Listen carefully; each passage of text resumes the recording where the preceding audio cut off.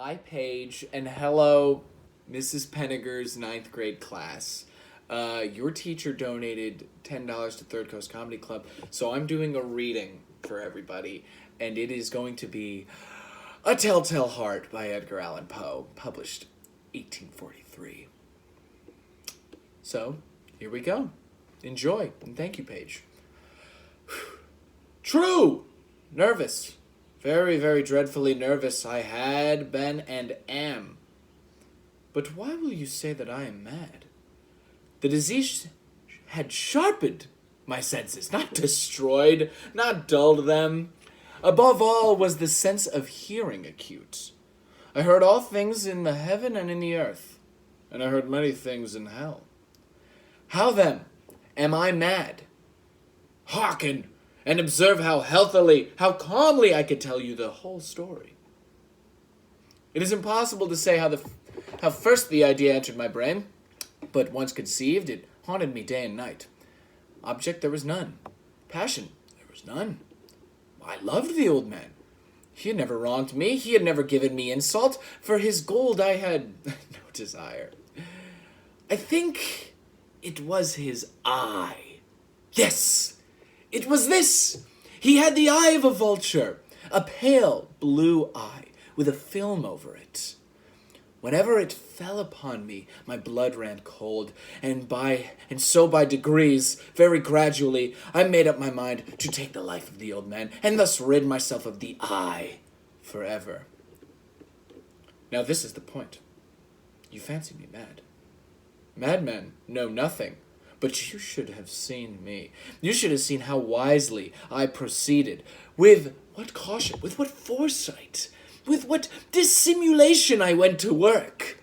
I was never kinder to the old man than during the whole week before I killed him. And every night, about midnight, I turned the latch of his door and opened it, oh so gently. And then, when I had made an opening sufficient for my head, I put in a dark lantern, all closed that no light shone out, and then I thrust my head in.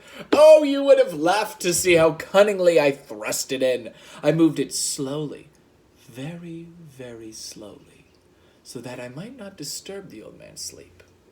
It took me an hour to place my whole head within the opening, so far that I could see him as he lay upon his bed. Ha! Would a man have been as so wise as this? And then, when my head was well in the room, I undid the lantern cautiously, oh so cautiously. Cautiously, for the hinges creaked. I undid it just so much that a single thin ray fell upon the vulture eye. And this I did for 7 long nights, every night just at midnight. But I found the eye was always closed, and so it was impossible to do the work. For it was not the old man who vexed me, but his evil eye. And every morning when the day broke, I went boldly into the chamber and spoke courageously to him, calling him by name in a hearty tone, and inquiring how he had passed the night. So you see, he would have been a very profound old man indeed, to suspect that every night, just at 12, I looked in upon him while he slept. Upon the 8th night, I was more than usually cautious in opening the door. A watch's minute hand moved more quickly than a watch's minute hand moves more quickly than did mine. Never before that night had I felt the extent of my own powers, of my sagacity. I could scarcely contain my feelings of triumph. To think that there I was opening the door little by little, and he not even to dream of my secret deeds or thoughts. I fairly chuckled at the idea, and perhaps he heard me, for he moved on the bed suddenly, as if startled. Now you may think that I drew back. No. His room was as black as pitch with the thick darkness, for the shutters were close fastened through fear of robbers. And so I knew that he could not see the opening of the door, and I kept pushing it on, steadily. I had in my head and was about to open the lantern. Oh, I had my head in and was about to open the lantern when my thumb slipped upon the tin fastening and the old man sprung up in bed, crying out, "Who's there?" I kept quite still and said nothing. For a whole hour, I did not move a muscle, and in the meantime, I did not hear him lie down. He was still sitting up in the bed, listening, just as I have done, night after night, hearkening to the death watches in the wall. Presently, I heard a slight groan, and I knew it was the groan of mortal terror. It was not a groan of pain or of grief. Oh no, it was the low, stifled sound that arises from the bottom of the soul when overcharged with awe. I knew the sound well. Many a night, just at midnight, when all the world slept, it has welled up from my own bosom, deepening with its dreadful echo the terrors that distracted me. I say I knew it well. I knew what the old man felt and pitied him, although I chuckled at heart. I knew that he had been lying awake ever since the first slight noise, when he had turned in the bed. His fears had been ever since growing upon him. His fears had been ever since growing upon him. He had been trying to fancy them causeless, but could not. He had been saying to himself, "It is nothing but the wind in the chimney. It is only a mouse crossing the floor, or it is merely a cricket which has made a single chirp." Yes, he had been trying to comfort himself with these suppositions. But he had found all in vain. All in vain because death, in approaching him, had stalked with his black shadow before him and enveloped the victim.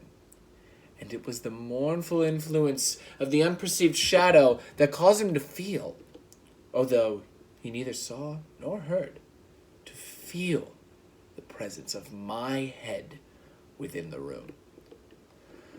When I had waited a long time very patiently without hearing him lie down, I resolved to open a very, very little crevice in the lantern. So I opened it. You cannot imagine how stealthily, until at length a simple dim ray, like the thread of a spider, shot out from the crevice and fell upon the vulture eye. It was open, wide open, and I grew furious as I gazed upon it. I saw it with perfect distinctness, all a dull blue with a hideous veil over it that chilled the very marrow in my bones. But I could see nothing else of the old man's face or person, for I had directed the ray, as if by instinct, precisely on that damned spot. And have I not told you that what you mistake for madness is but over-acuteness of the sense? Now, I say, there came to my ears a low, dull, quick sound, such as a watch makes when enveloped in cotton. I knew that sound well. It was the beating of the old man's heart. It increased my fury, as the beating of the drum stimulates the soldier into courage. But even yet, I refrained and kept still. I scarcely breathed. I held the lantern motionless. I tried how steadily I could maintain the ray upon the eye. Meantime, the hellish tattoo of the heart increased. It grew quicker and quicker and louder every instant. The old man's terror must have been extreme. It grew louder, I say louder every moment. Do you mark me well? I have told you that I am nervous. So I am. Do you mark me well? I have told you that I am nervous. Okay, so I am. And now, at the dead hour of the night, amid the dreadful silence of that old house, so strange a noise as this excited me to uncontrollable terror. Yet, for some minutes longer, I refrained and stood still, the beating grew louder. Louder! I thought the heart must burst, and now a new anxiety seized me. The sound would be heard by a neighbor. The old man's hour had come. With a loud yell, I threw open the lantern and leaped into the room. He shrieked at once only. In an instant, I dragged him to the floor and pulled the heavy bed over him. I then smiled gaily to find the deed so far done. But for many minutes, the heart beat on with a muffled sound. This, however, did not vex me. It would not be heard through the wall. At length, it ceased. The old man was dead. I removed the bed and examined the corpse. Yes, he was stone dead. I placed my hand upon the heart and held it there many minutes. There was no pulsation. He was stone dead. His eye would trouble me no more. If you still think me mad, you will think so no longer when I describe the wise precautions I took for the concealment of the body. The night waned, and I worked hastily, but in silence. First of all, I dismembered the corpse. I cut off the head and the arms and the legs. I then took up 3 planks from the flooring of the chamber and deposited all between the scantlings. I then replaced the boards so cleverly, so cunningly, that no human eye, not even his, could have detected anything wrong. There was nothing to wash out, no stain of any kind, no blood spot whatsoever. I had been too wary for that. A tub had caught all. When I made an end to these labors, it was 4 o'clock, still dark as midnight.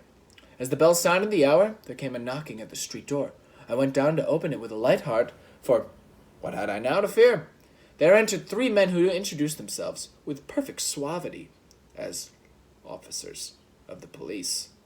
A shriek had been heard by a neighbor during the night. Suspicion of foul play had been aroused. Information had been lodged at the police office, and they, the officers, had been deputed to search the premises. I smiled. For what had I to fear? I bade the gentleman welcome. The shriek, I said, was my own in a dream. The old man, I mentioned, was absent in the country. I took my visitors all over the house. I bade them search well. I led them at length to his chamber. I showed his treasures, secure, undisturbed. In the enthusiasm of my confidence, I brought chairs into the room and desired them here to rest from their fatigues, while I myself, in the wild audacity of my perfect triumph, placed my own seat upon the very spot beneath which reposed the corpse of the victim. Ha! The officers were satisfied. My manner had convinced them. I was singularly at ease. They sat, and while I answered cheerily, they chatted of familiar things.